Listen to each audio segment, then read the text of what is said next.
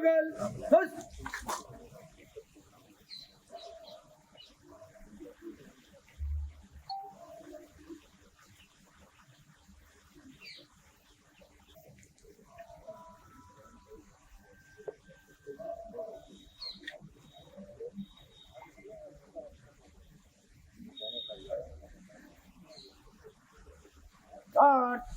राष्ट्रीय ध्वज सलामी खुश।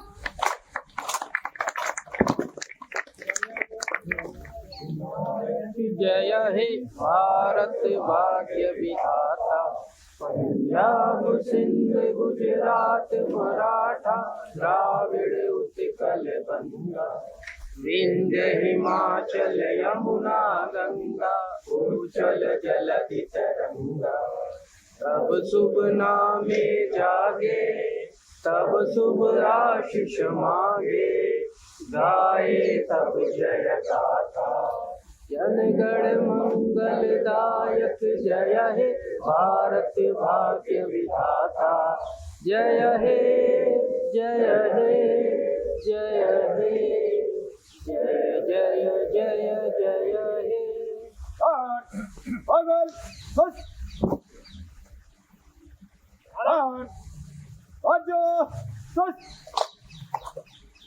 भारत माता की जय। भारत माता की जय। भारत माता की जय। आज हमारे देश का 75वां गणतंत्र दिवस है। अवसर पर आप सबको मैं अपनी तरफ से हार्दिक शुभकामनाएं देता हूँ। गणतंत्र का मतलब है लोगों का शासन। लोगों का शासन कैसे होता है, इसके लिए हमारे संविधान में व्यवस्था की गई कि हमारे लोग देश के हर कोई, चाहे वो लोकसभा हो जो देश की सबसे बड़ी नीति नियंत्रण कानून को बनाने वाली सभा है, उसके सदस्यों का चयन करना हो, या प्रदेश के जो सबसे बड़ी सभा विधानसभा उसके सदस्यों को चयन करना हो, उसके लिए लोग ही चयन करेंगे। आपको मालूम है कि अभी थोड़े दिनों के भीतर ही लोकसभा के चुनाव होने जा रहे हैं और इस चुनाव में हर कोई मतदाता का इतना बड़ा अधिकार मिला हुआ हमारे संविधान के अंतर्गत कि वो अपने एक मत से सरकार बना सकता है।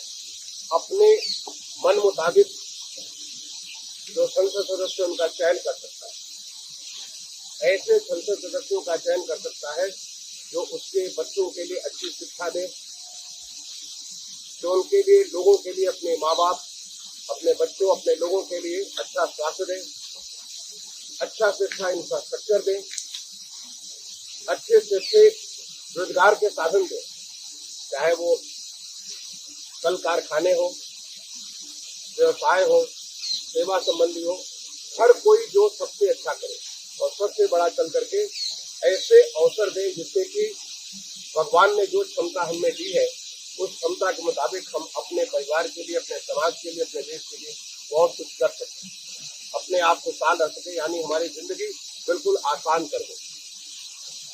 ये हमें गणतंत्र दिवस में, आपको शायद ये बहुत आसान लगता हो, लेकिन शायद आप में से कुछ लोगों को मालूम हो या सबको मालूम हो, दुनिया में तमाम सारे देशों में, यहाँ तक कि जो हमारे विकसित देश भी है, वहाँ भी सबको इस प्रकार का मत का अधिकार नहीं मिला। काफी संघर्ष के बाद समाज के तमाम सारे वर्गों को जाके मताधिकार मिला, लेकिन हमारे देश में जब हम 26 जनवरी 1950 को गणतंत्र हुए, तब से ही सबको मत का अधिकार, एक यूनिवर्सल फ्रेंचाइज, हर कोई को मत का अधिकार मिला, किसी भी भेदभाव, और इसका प्रयोग हर 5 साल में करने का अधिकार हमारे मतदाता को मिलता है। इसीलिए कल एक राष्ट्रीय मतदाता दिवस मनाया गया, सबको याद दिलाने के, जो 18 साल से अधिक वय के बच्चे हैं, अभी नए नए मतदाता बने हैं या नहीं बनने वाले, अभी नहीं बने तो उनको बन जाना चाहिए। अभी भी उनके पास मौका है मतदाता बनने के लिए, क्योंकि जिस दिन तक चुनाव की घोषणा नहीं हो जाती है तब तक लोगों का नाम मतदाता सूची से हटाया जा सकता है। अगर जानकारी है कि ये यहाँ पे नहीं रहते हैं या इनका देहांत हो गया है, कहीं चले गए हैं, तो उनका नाम हट सकता है। और जिस दिन तक नामांकन होता है उस तिथि तक आपका नाम जुड़ सकता है।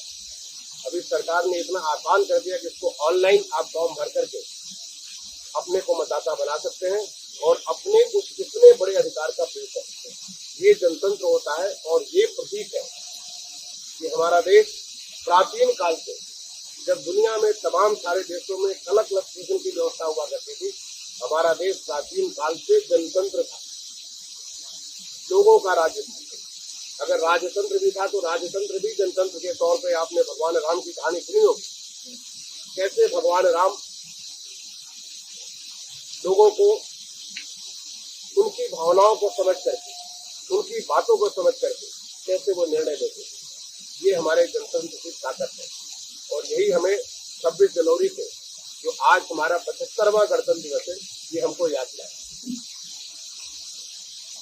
अभी आपने हाल में 22 जनवरी को अयोध्या में, जो हमारे प्रदेश की एक बहुत सांस्कृतिक महत्व की नगरी है, जो कि 7 जो हमारी सप्तपुरी कहलाती है, उन सप्तपुरी में सबसे पहली पुरी अयोध्यापुरी कहलाती है।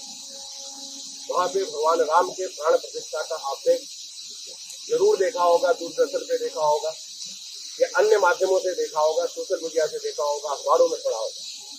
ये बड़ी साधारण घटना नहीं,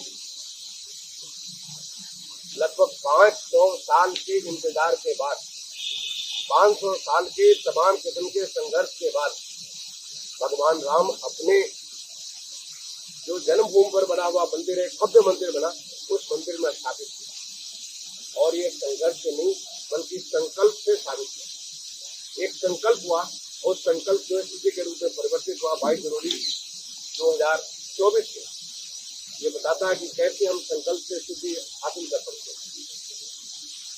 इनफैक्ट यहाँ मैं आपको याद दिलाना चाहूंगा कि माननीय प्रधानमंत्री जी ने 15/10/2022 को एक पंचप्रण की बात की। पंचप्रण यानी 5 प्रण जो कि हमारे नागरिकों को लेना। पहला प्रण, हमारा देश विकसित देश बनेगा जब हम 15 अगस्त 2047 को आजादी का 100वां वर्षगांठ मना रहे हैं। ये विकसित देश बनेगा, ये सपना नहीं बल्कि एक संकल्प है, और वो राष्ट्र का संकल्प है, पूरे देश का संकल्प है।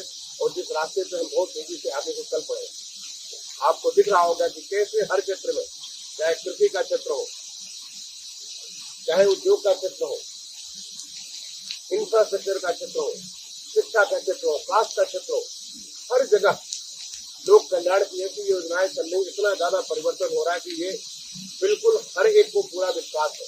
और न केवल हमें बल्कि पूरे दुनिया को विश्वास है कि भारत सबसे पहले बहुत तेजी से बढ़ता हुआ एक विकसित राष्ट्र बने। हाल के समय में केवल एक देश विकसित बना हुआ है, साउथ कोरिया। वहां कई बार मुझे जाने का मौका मिला। बहुत नजदीक से उस देश को कई सारे तरीके से देखने का मुझे अलग अलग तरीके से मौका मिला। वहां की कहानी समझने की, वहां के लोगों के जज्बा समझने का मौका मिला। और मैं पूरे विश्वास के साथ कह सकता हूँ कि आज हमारा देश जिस रास्ते पर चल रहा है,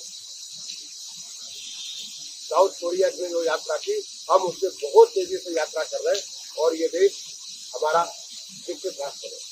हमारा दूसरा संकल्प था, जो दूसरा प्रण है, वो प्रण है कि हम जो भी गुलामी की निशानी है, चाहे वो हमारी मानसिकता ही क्यों न हो, हम दूसरे को देख के समझते हैं कि वो हमसे श्रेष्ठ है, जबकि हम खुद उससे कहीं श्रेष्ठ है।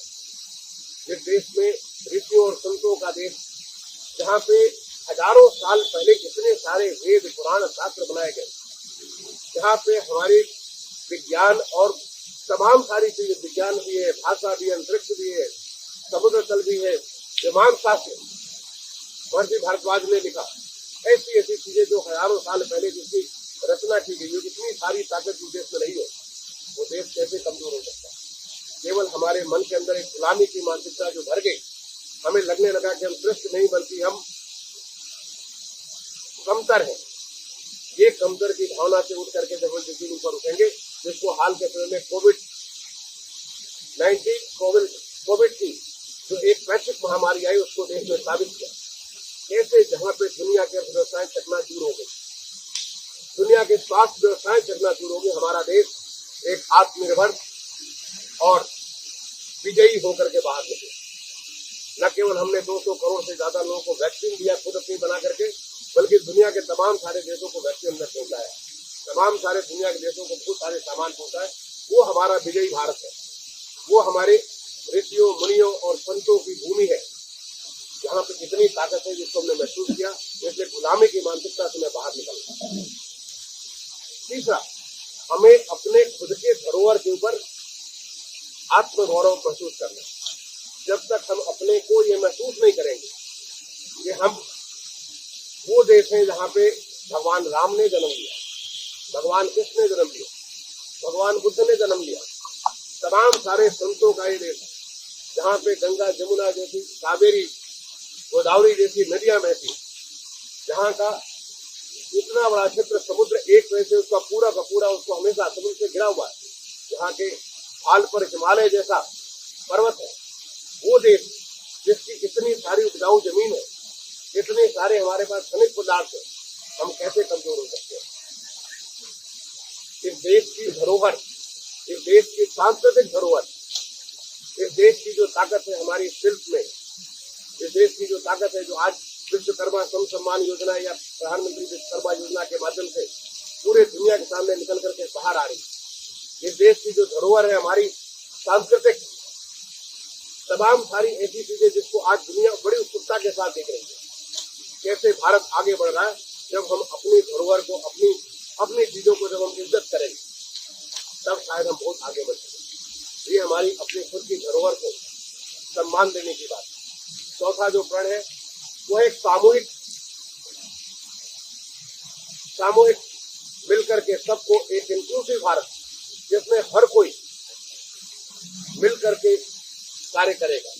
यूनिटी में, एकता में जो हमारी ताकत है, जो हम कहते हैं विविधता में एकता, जो भारत इतनी सारे विविध भाषाओं का, विविध प्रकार के व्यंजन, विभिन्न प्रकार के वेशभूषा, कितनी सारी चीजें, उसमें भी वो कैसे वो एक सूत्र में बंधे हुए, इसको जोड़ने का हमारी जो सेनाएं हैं, हमारी जो पुलिस फोर्स है, कैसे वो हमारे सबको लेकर के सूत्र में बात करके रखती है, उसके बारे में हमें उसको संकल्प लेने की बात है। और जो पांचवा प्रण है वो हमारी कर्तव्य भावना है। हम क्या कर सकते हैं? हम अक्सर पूछते कि हमें क्या देश देने वाला, लेकिन हमें सोचना चाहिए हम देश को अपने क्या देने वाला। ऐसा नहीं कि देश को देने के लिए आपको बहुत बड़े ओहदे की आवश्यकता है। एक साधारण नागरिक भी, एक साधारण पद पे रहने वाला भी, हर कोई देश को बहुत कुछ दे सकता है। ये हमारे नौनिहाल बच्चे जो यहाँ पे हमारे सामने खड़े हैं, ये देश को क्या दे सकते हैं? अपनी ताकत बना सकते हैं। कितनी अच्छी पढ़ाई करें, इतनी अच्छी कौशल हासिल करें कि वो दुनिया के बेस्ट बच्चे बने। आप अगर पुलिस क्षेत्र में, तो पुलिस क्षेत्र में आप ऐसा कुछ करें कि जो आपकी जिम्मेदारी, उस जिम्मेदारी को सबसे अच्छे से करें। तो आप अगर अपने कर्तव्य भावना को समझेंगे, आप अपने कर्तव्य को पालन करेंगे, पांचवा प्रण है, तो कोई भी दुनिया की ताकत देश को विकसित बनने से, जो विकसित भारत का संकल्प उसके पीछे नहीं छोड़ सकती। तो ये हमारा जो गणतंत्र की ताकत है, जो तमाम सारी तरीके से साबित हो रही है, जो एक सामूहिक ताकत है पूरे देश की, जो आज उत्तर प्रदेश में जो एक बीमारू प्रदेश हुआ करता था, जिसके बारे में लोग शर्म करते थे, कहते थे कि मैं उत्तर प्रदेश का रहने वाला हूँ, आज बड़े इज्जत के साथ लोग कहते हैं मैं उत्तर प्रदेश का रहने वाला। वो प्रदेश जहाँ इतने सारे निवेश आ रहे हैं, वो प्रदेश जहाँ पे रात हो या दिन, अभी कल ही मेरी किसी से बात हो रही थी, बता रहे थे कि आज महिलाएं गहने पहन करके भी रात में कहीं भी जा सकती है, उनको कोई डर नहीं है कि कोई उनके गहने छीन ले। पहले तो गहने छोड़ो, आप अपने आप को नहीं बचा सकते। ये जो उत्तर प्रदेश में पिछले 6-7 सालों में बदलाव आया है, उत्तर प्रदेश एक नया प्रदेश, एक विकसित प्रदेश बन करके जिस तेजी से उभर रहा है, हमारे देश के सुदित जिस तेजी से हमारे आर्थिक विकास हो रहा है, आपको जानकर के खुशी होगी कि पिछले साल हमारी 19% की अर्थव्यवस्था में वृद्धि हुई है। जब देश 7-8% से वृद्धि हो रहा है, 7%, हम 19% से वृद्धि हो रहा है। अगले साल के लिए अपने इस साल का 24% तक का लक्ष्य रखा है। ये हम लक्ष्य पूरा करेंगे सामूहिक प्रयास से, जिसमें सारे उत्तर प्रदेश के लोग मिलकर के काम करें। तो ये समय है, हमें माननीय प्रधानमंत्री जी ने जो एक लक्ष्य दिया, एक हम सबको पंचप्रण का संकल्प दिया, उस पंचप्रण के संकल्प को सारे के सारे लोग जहाँ पे जो कोई है वहां पर उसको मिल करके पूरा करेगा। तो गणतंत्र की मंशा जो हमारे संविधान के निर्माताओं ने जो सोचा था, इस देश को सब कोई मिलकर के देश को चलाएंगे। आजादी तो हमें 15 अगस्त 1947 को मिल गई, लेकिन हम कैसे अपने देश को चलाएंगे, इसकी व्यवस्था 26 जनवरी 1950 हुई, जिसको लेकर के पहला चुनाव 1951 और 52 में, 1951 के नवंबर से स्टार्ट करके 1952 के फरवरी तक हमारा पहला चुनाव हुआ और पहला हमारी संसद बनी। तो ये हमारा जो है एक पूरे सामूहिक प्रयास, ये आज देश को लेकर के आगे बढ़ा सकता है। और वही चीज हमारे प्रदेश को भी जैसे मुख्यमंत्री जी ने $1 ट्रिलियन इकोनॉमी का हमको संकल्प लिया, ये सपना नहीं है, संकल्प, और संकल्प को पूरा करने के लिए हर प्रदेशवासी जिस तरह से आगे बढ़ रहे हैं, उसमें हम सोचे कि हम क्या कर सकते हैं, क्योंकि हमेशा प्रश्न अपने आप पे करना चाहिए, दूसरे पे नहीं। दूसरे क्या कर रहे हैं, दूसरे कर रहे हैं उसको आप देखिए क्या कर रहे हैं, हम उसमें कैसे मदद कर सकते हैं, लेकिन हम क्या कर रहे हैं। अगर हम खिलाड़ी हैं तो हम खिलाड़ी के रूप में क्या अपने प्रदेश को गौरव ला सकते हैं। अगर हम प्रशासनिक अधिकारी हैं तो क्या हम प्रशासन में ऐसा कुछ कर सकते हैं जो हमारे प्रदेश की लोक कल्याण भावना की जो सरकार चल रही है, हमारे प्रदेश की जो बहुत तेजी से आर्थिक विकास की सरकार चल रही है, उस चीज में हम कैसे अपना प्रयास कैसे हम दे सकते हैं। अगर हम पुलिस के अधिकारी हैं तो हम कैसे अपने प्रदेश को ऐसा सुरक्षित वातावरण दे सकते हैं जिससे हर कोई अपनी पूरी क्षमता के मुताबिक जो करना चाहे वो करने के लिए स्वतंत्र हो। अगर हम एक लेखक है, हम एक शिक्षक है, तो क्या हम ऐसे शिक्षा दे सकते हैं जिससे कि हम अपने प्रदेश में ऐसे लोगों की एक जमात खड़ी करें, ऐसे लोगों को तैयार करें जो कि हमारे देश के लिए और हमारे दुनिया के लिए, वसुधैव कुटुंबकम दुनिया में के लिए एक गौरव हासिल करें। हम जहाँ कहीं भी हैं, जिस किसी क्षेत्र में, क्या हम अपना गौरव हासिल कर सकते हैं? बिल्कुल कर सकते हैं। और यही ऐसा जब इस प्रकार का गणतंत्र दिवस मनाते हैं, ऐसे हम जो राष्ट्रीय पर्व मनाते हैं, ऐसा पर्व जो सभी जाति धर्म संप्रदाय वर्ग क्षेत्र सबसे परे है, वो पर्व है राष्ट्रीय पर्व। और आज का जो राष्ट्रीय पर्व गणतंत्र दिवस है, वो ये इस गणतंत्र की ताकत को बताने का पर्व है, जिसमें ये बताता है कि कैसे हर कोई, हर इंसान जो इस देश का 135-140 करोड़ जो नागरिक हैं, वो सब मिलकर के कैसे इस गणतंत्र को चलाते हैं। तो मैं आप सारे लोगों को आज जो यहाँ पे आए हैं, तिरंगा झंडा जिसने प्रेरित किया हमारे तमाम सारे बलिदानियों को देश की आजादी लेने की, उनके बलिदान को हम आज के दिन स्मरण भी करें, उनके प्रति अपनी विनम्र सच्ची श्रद्धांजलि भी अर्पित करें, क्योंकि उन्होंने अगर संघर्ष नहीं किया होता तो शायद हम आजाद नहीं होते 15 अगस्त 1947 को। आज का दिन याद करने का हमारे उन तमाम सारे संविधान के निर्माताओं का, जिन्होंने दुनिया के संविधानों को पढ़ा, जिन्होंने हमारे देश की उस सांस्कृतिक विरासत को, हमारे देश की उस लोकतांत्रिक व्यवस्था को बहुत अच्छे से समझ करके दुनिया का सबसे बड़ा संविधान हमको दिया, जिन्होंने हमारे देश का संचालन के लिए लोकसभा और विधानसभा और एक तीसरे स्तर पे नगर निकाय और ग्राम स्तर पे जो निकाय की व्यवस्था की, उन तमाम सारे हमारे संविधान निर्माताओं को याद करके, उनको स्मरण करके, उनको प्रति श्रद्धांजलि अर्पित करने का वक्त है। आज का दिन वो समय है जब चूंकि गणतंत्र है, ये हमारी खुद की ताकत है।